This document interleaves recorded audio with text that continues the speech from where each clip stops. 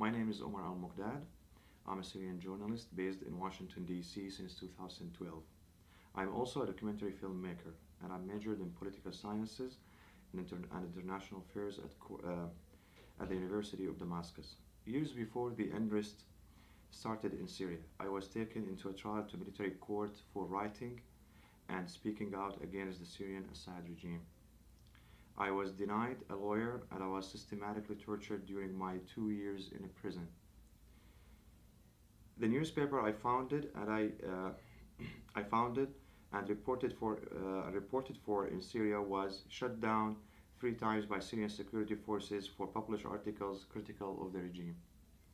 Since I arrived to the United States, and even after I found myself a new beautiful home in deep south of Arkansas, and later sitting down and working in Washington, D.C., I was still constantly worried about the fate of my immediate family that I left behind in Syria. Each member of my family had their own share of suffering during this whole time. My mother, brothers, and sisters all went through so much hardship since the beginning of the conflict.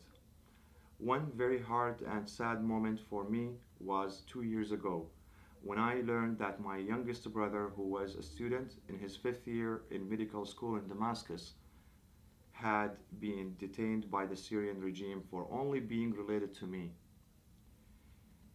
He was too taken to trial in a military court and was jailed and tortured for a year before he was released.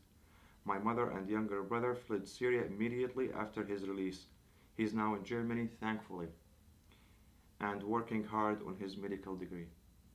Eventually, the rest of my family left Syria, but my older sister, a pharmacist, and her medical doctor husband and their 5 kids were the last ones to stay behind.